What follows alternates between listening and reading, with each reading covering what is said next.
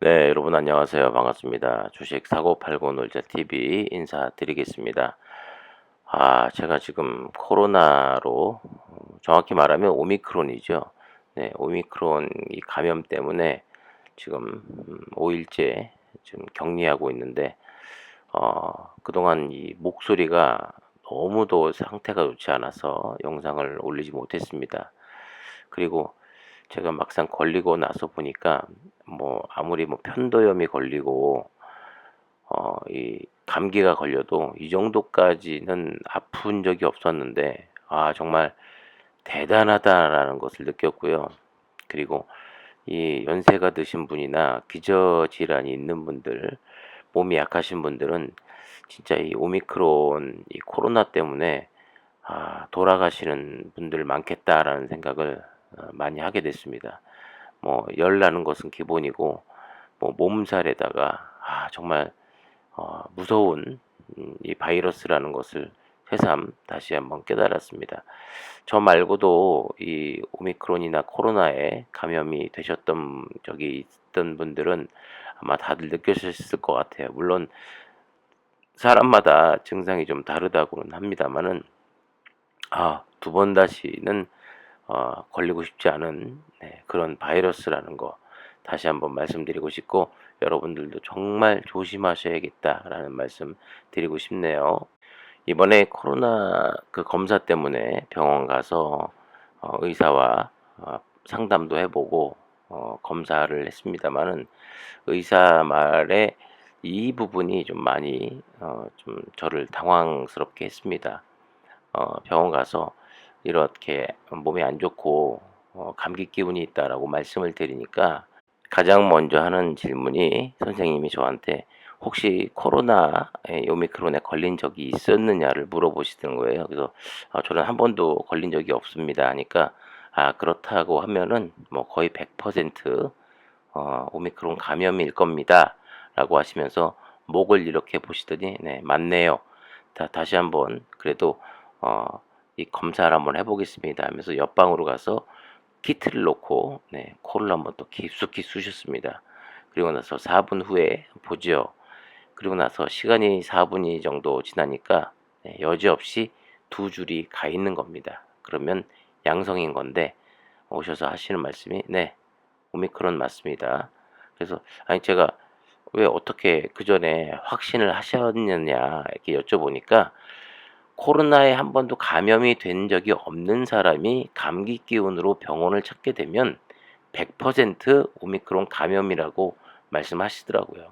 그러면서 다행스러운 것은, 똑같은 제가 걸렸던 오미크론은 재감염은 안 되고, 만약에 또 감염이 된다고 하면 델타나 뭐 델타 플러스 다른 바이러스는 또 감염이 가능하다. 그렇기 때문에 또 조심해야 된다 이렇게 말씀하시는데, 뭐 주종 자체가 지금 오미크론이기 때문에 델타랑 델타 플러스는 거의 지금 없죠. 하지만 또 XE 감염 또 새롭게 나타났다고 합니다. 이게 오미크론 재조합변이라고 하는데, 뭐 뉴질랜드에서 이 해외에서 입국한 사람이 이튿날 코로나 검사 양성 반응을 보이면서 유전체 염기 서열 분석 결과 XE 변이에 감염된 것으로 확인이 됐다고 이런 뉴스가 나오고 있습니다.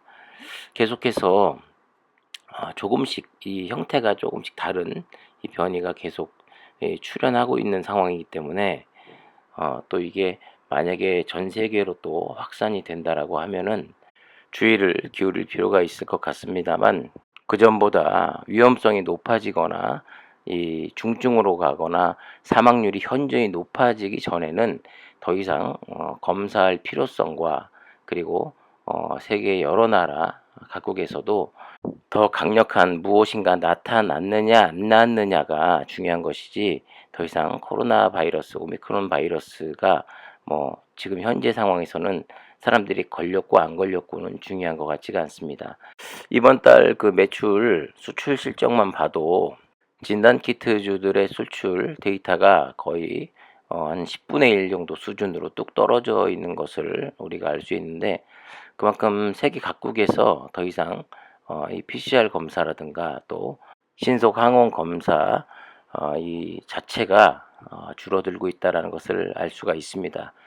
그래서 생각을 해보면 어쩌면 이 CGN도 뭐 주가가 계속해서 하향 곡선을 그리고 있습니다만 원래 이 CGN에 걸맞는 주가로 돌아가고 있는 것이 아닌가. 하지만 냉정하게 따지고 보면 지금 4만 원대인데 이게 무중 이전 가격으로 보더라도 10,000원, 그러면 지금 가격으로 봐도 4배가 오른 가격입니다. 코로나의 반짝 특수성으로 인해서 엄청난 그 매출 증대 효과가 일어났고, 그래서 무려 16배의 가량의 상승이 있었습니다만은 그게 시즌 본래 가격이 아니라 이제는 고점을 찍고 가장 적절한 시즌의 매출과 또 향후 매출, 회사의 여러 가지 상황을 고려한 그 가격이 지금 적정 주가를 향해 가고 있는 과정이 아닌가라는 생각이 또 많이 들기도 합니다. 현저하게 CGN이 지금 코로나 매출이 꺾이고 있는 것은 확실합니다만은 아직까지 이 비코로나 매출, CGN에서 이야기하고 있는 일상생활의 분자 진단화, 이 부분이 시장에서 어떻게 인식이 되고 또 어필할 수 있는지에 따라서 적정 주가가 과연 4만 원 밑으로 가느냐, 아니면 다시금 5만 원, 6만 원, 또 그 이상의 주가 형성이 만들어지면서 그만큼 가치를 인정받느냐, 추후에 움직임을 좀 더 관찰해 볼 필요가 분명히 있다라고 생각이 되고, 제가 예전부터 늘 강조했었던 부분이 바로 이 자사주 매입과 소각 부분인데, 최근 들어 이 뭐 게시판이라든가 이런 데 보면 주주분들이 이제 뭐 뒤늦게 소각을 해야 된다라는 말씀을 많이 하고 계시는 것 같아요. 하지만 지금 제가 또 말씀드리는 부분은 이제는 타이밍이 조금 늦었다라는 말씀을 좀 드려야 될 것 같습니다. 이 뭐든지 공시라든가 뭐 회사에서 어떠한 대책이라든가 어떠한 이제 주주들을 위한 방향을 제시할 때, 주주 환원 정책을 이야기할 때 항상 그 적절한 타이밍이라는 게 있는데, 지금은 사실 자사주 매입을 하고 소각을 한다고 해서 주가가 어느 정도 반등은 만들어낼 수는 있겠습니다만은, 지금 여기서 보시는 바와 같이 대표적인 사례가 바로 이 메리츠 금융지주이죠. 메리츠 금융지주가 1차, 2차, 3차에 걸쳐 대규모 자사주 매입과 더불어 소각을 발표했고, 그 뒤로 주가가 급등했습니다. 10,000원 초반대 이 주가가 거의 한 4배 정도 가량 상승이 돼 있는데, 이 메리츠 금융과 이 시젠과는 좀 다른 게 뭐냐면, 메리츠 금융지주는 매출이 어느 정도 일정하게 유지가 되고 상승하는 추세를 보이고 있다라는 점이고, 시젠은 반대로 매출이 급상승했다가 지금 계속해서 매출이 꺾여서 줄어들고 있는 상황입니다. 그렇기 때문에 매출이 어느 정도 일정 유지만 되더라도 자사주 매입과 소각이 같이 이루어질 경우 주가 상승, 이 ROE가 높아지기 때문에 그만큼 가치가 높아진다는 의미로 해석이 되죠. 하지만 시젠 같은 경우는 지금은 매출이 꺾이는 과정에 있어서 자사주 매입과 소각이 이루어진다고 하더라도 주가의 탄력성은, 또 상승은 어느 정도 한계에 부딪힐 수밖에 없다. 가장 좋은 것은 일정 부분 주가가 하락을 다 끝내고 멈춘 상태에서 매출이 어느 정도 다시금 상승 곡선을 만들어주면서 그때 자사주 매입과 더불어 소각까지 이루어진다면 아주 이상적으로 메리츠 금융 못지않게 지금보다 몇 배는 더 상승을 만들어낼 것입니다. 그러기 위해서는 계속된 매출의 그 상승이 만들어져야 된다라는 것을 말씀드리고 싶네요. 사측도 바보가 아닌 이상 지금 이 상황에 대해서 누구보다도 잘 알고 있기 때문에 매출이 지금 눈에 꺾이는 게 보이거든요. 그렇기 때문에 지금 자사주 매입은 해도 소각까지 같이 병행할 수 없는 부분이, 매출이 꺾여 지금 하향 곡선을 타고 있는 게 분명히 눈에 보이는데 지금 소각을 한들 잠깐의 일시적인 반등에 그치고 또 하락할 게 뻔하기 때문에 지금은 소각을 택하지 않을 것으로 생각이 됩니다. 그게 언제인지는 모르겠습니다만 그때까지는 계속 매년 꾸준히 자사주 매입을 해 놓고 이 저점을 찍고 매출이 다시금 상승하는 추세에 접어들었을 때 그때 소각이란 카드를 꺼내 놓아서 메리츠 금융처럼 주가가 훨씬 더 탄력 있게 상승하는 모습을 기대할 수도 있는 거지요.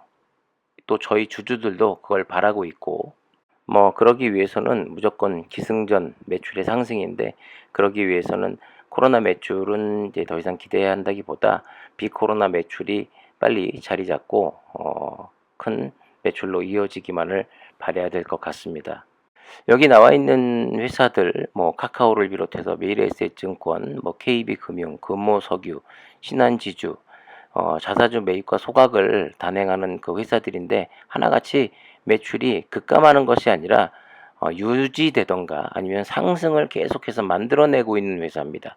그런 회사들은 자사주 매입과 소각이 훨씬 더 큰 주가 상승의 모멘텀으로 작용을 할 수 있게 만드는 계기가 되는 거라고 말씀드릴 수 있을 것 같아요.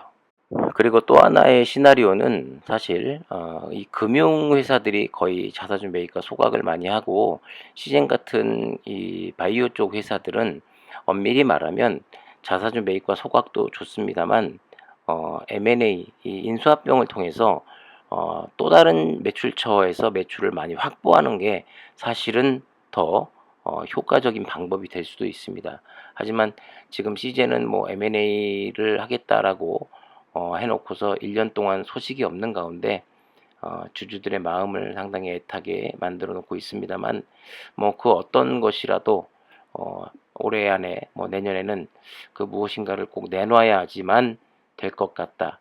그래야지만 주주들도 이해할 수 있을 것이고 계속해서 응원을 보내지 않을까 하는 생각이 많이 들었습니다. 자, 제가 그동안 요 며칠 상당히 몸이 안 좋은 관계로 영상을 잘 올려드리지 못했었는데 이제 좀 많이 좋아지고 있으니까 계속해서 꾸준한 영상 업로드를 해드릴 것이고요. 구독과 좋아요, 알림 설정도 부탁드리겠고 또 내일부터 새롭게 또 한 주가 시작이 됩니다. 물론 금요일 미국 장은 좋게 끝나지 않았기 때문에 그닥 분위기 좋게 출발은 안 될 것으로 생각이 됩니다만 그래도 이 악물고 이 안 좋은 시장에서 잘 버티시고 끝까지 살아남으시길 기원하도록 하겠습니다. 자, 지금까지 주식 사고 팔고 놀자 TV였습니다. 감사합니다.